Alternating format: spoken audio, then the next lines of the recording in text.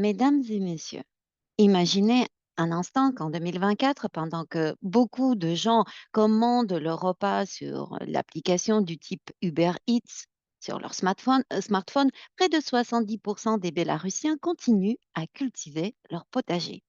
Cette statistique étonnante n'est pas un vestige du passé, mais bien le reflet d'une passion pour la terre et ses saveurs euh, et ses saveurs qui sont ancrées en nous depuis des siècles.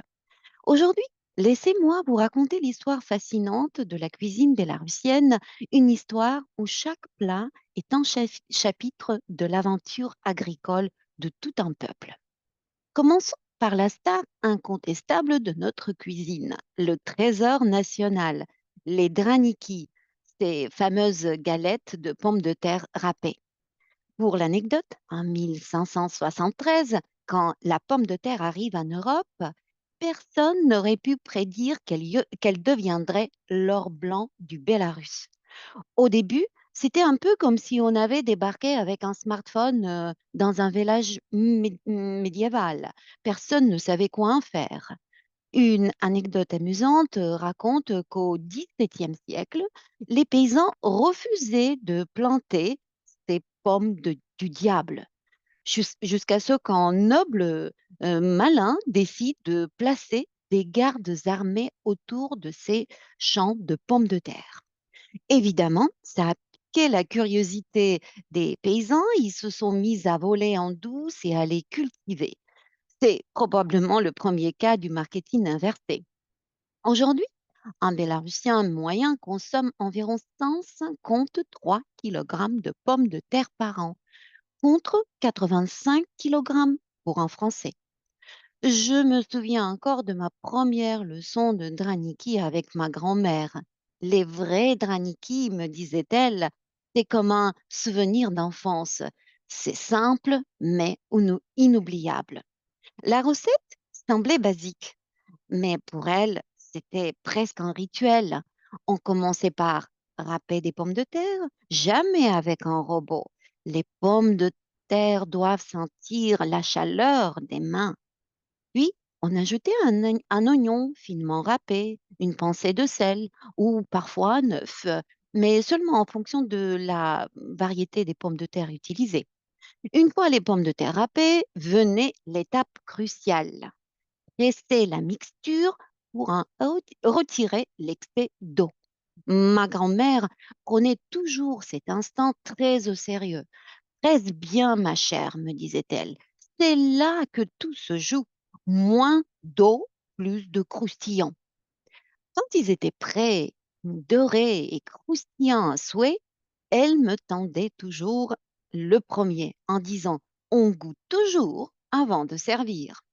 Chaque bouchée était bien plus qu'un mets délicieux. C'était une tradition vivante, une leçon d'amour et de patience. À mon avis, la patience pour laquelle les Bélarusiens sont réputés vient du temps passé au fourneau. Faire des draniki, c'est accepter que chaque étape, peler, râper, presser, cuire, prend le temps nécessaire. Hors de question de se précipiter si on veut qu'il soit parfait. Et cette lenteur de préparation, ce rituel, cette patience, au fil des générations, a forgé notre caractère. Mais la cuisine bélarusienne, ce n'est pas que des pommes de terre. Prenez la machanka, par exemple. Cette sauce crémeuse avec de la viande, souvent servie avec des crêpes. C'est un plat riche et réconfortant. Certes, pas pour les végétariens, mais surtout en hiver, quand il fait -20, ça fait saliver les plus gourmands. Son origine remonte aux traditions d'élevage porcin au XVIe siècle, quand chaque famille gardait précieusement son cochon comme une sorte une épargne sur pattes. D'ailleurs, un dicton bélarusienne affirme: Un cochon dans la cour vaut mieux que l'argent dans le coffre. Et maintenant, imaginez la tête de vos amis quand vous leur servez une soupe rose. Oui, oui, vous avez bien entendu, rose. Le kolodnik, c'est notre version slave du gazpacho.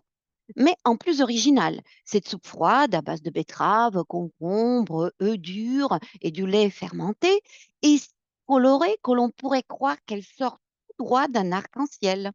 Une histoire raconte qu'un été caniculaire, une cuisinière épuisée aurait tout simplement oublié de réchauffer sa soupe de betterave avant de la servir. Et plutôt que d'admettre son erreur, son oubli, elle a affirmé qu'il s'agissait d'une innovation rafraîchissante faite exprès pour la saison. Les convives, séduits par l'idée, en ont raffolé et c'est ainsi que serait née cette soupe froide, devenue une spécialité estivale incontournable. Et maintenant, comparons avec d'autres pays. Alors que la cuisine française s'enorgueillit de ses 365 fromages, savez-vous que le Bélarus compte plus de 200 variétés de pommes de terre? Et voilà un autre mets délicieux, la babka, notre gâteau de pommes de terre national. C'est le plat que l'on appelle le génie de la cuisine d'un paysan fauché. Et ce plat est né dans les fours à pain traditionnels parce qu'on voulait faire d'une pierre deux coups. Pendant que le pain cuisait, on mettait les restes de pommes de terre râpées dans une sorte de gâteau et aujourd'hui, c'est devenu aussi un plat incontournable. Chaque région bélarusienne revendique sa version authentique de la babka, ce qui donne lieu à des débats plus animés que les élections municipales. Voilà, vous voyez bien que la mentalité bélarusienne est profondément marquée par ce rapport à la terre. Quand un Bélarusien vous dit ce n'est pas des pommes de terre, c'est de l'or, ce n'est pas une simple métaphore. En 2023, les potagers familiaux ont permis aux ménages d'économiser en moyenne 2000 roubles bélarusiens, c'est-à-dire une somme modique de 700 euros à peu près par an sur leur budget alimentaire. L'agriculture de subsistance au pays prend des formes surprenantes. Dans la région de Minsk, une étude de 2022 a révélé que les jardins des retraités bélarusiens produisent en moyenne 585 kilos de légumes sur une simple parcelle de 600 mètres carrés. Les retraités et les jeunes d'ailleurs aussi maintiennent vivantes des techniques agricoles ancestrales, comme par exemple la conservation naturelle des graines ou la prédiction météorologique basée sur le comportement des insectes. Et maintenant, parlons des trésors liquides du Bélarus. Vous pensez que le Canada a le monopole de la canneberge? Laissez-moi vous faire découvrir notre Juravinka, cette petite baie rouge qui fait de nos marais un véritable jardin d'Éden. Notre baie des marais ressemble à sa sœur canadienne, mais elle est plus acidulée et d'une couleur beaucoup plus écarlate. Nos marais en produisent 9000 tonnes par an. Et croyez-moi, chaque baie est un petit miracle de la nature. D'ailleurs, pendant les guerres napoléoniennes, nos paysans ont sauvé des soldats français de la dysenterie avec ces baies rouges. Mais attendez de goûter notre morse. C'est une boisson que nous préparons avec des canneberges. Elle est aussi remarquable par sa couleur rubis que par sa saveur rafraîchissante. Les enfants l'adorent pour son goût fruité, les grands-mères pour ses vertus médicinales, et moi simplement parce que c'est délicieux. Ma grand-mère me disait toujours, un verre de morse par jour éloigne le médecin pour toujours. Et puis, il y a notre biarrosavie, la sève de bouleau. C'est le jus de la sève de bouleau. Imaginez, au début du printemps, quand la neige commence à fondre, c'est le moment où les Bélarusiens deviennent un peu fous. Ils se précipitent dans les forêts avec leurs seaux, avec leurs bouteilles. Et là, ils font une petite entaille dans l'écorce du bouleau et c'est comme si l'arbre nous offrait son champagne naturel, translucide comme du cristal, légèrement sucré avec des notes boisées. J'ai vu des New-Yorkais tomber amoureux d'un simple verre de cette boisson. Mais le roi de nos boissons traditionnelles, c'est sans conteste le kvass. Imaginez la scène.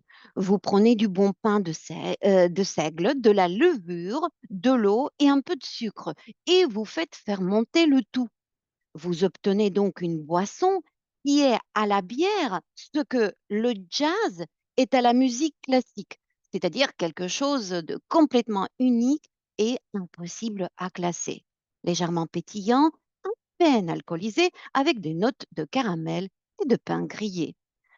Je me souviens encore l'été dernier quand j'ai fait goûter ces 3 boissons à mes amis français. On était assis dans le jardin sous les pommiers. J'ai d'abord servi le morse de canneberge, puis le biarosavik et mes amis n'en revenaient pas que l'eau d'un arbre puisse être aussi rafraîchissante.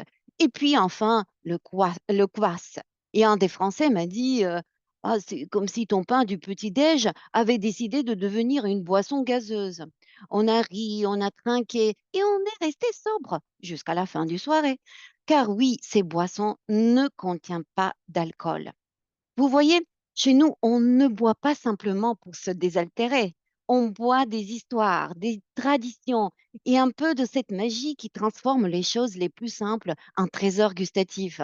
Et si vous ne me croyez pas, venez donc trinquer avec nous. Mais attention, une fois que vous aurez goûté à nos élixirs traditionnels, l'eau plate vous semblera terriblement plate.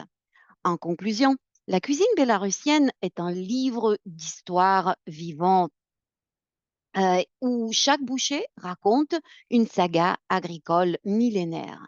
Dans un monde qui court après la nouveauté, les Bélarusiens continuent de cultiver leur jardin avec la même passion qu'il y a des siècles.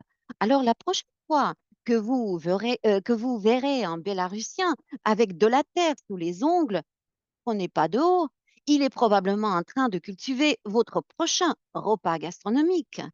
Et si vous lui demandez la recette de draniki de sa grand-mère, préparez-vous à une histoire plus longue que le Seigneur des Anneaux, mais beaucoup plus savoureuse d'ailleurs. Je vous remercie de votre attention, chers collègues.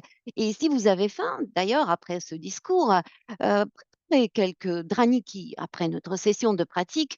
C'est long, certes, mais facile à faire. Par contre, je ne vous donnerai pas la recette secrète de ma grand-mère. Elle me l'a fait jurer sur sa tombe. Merci.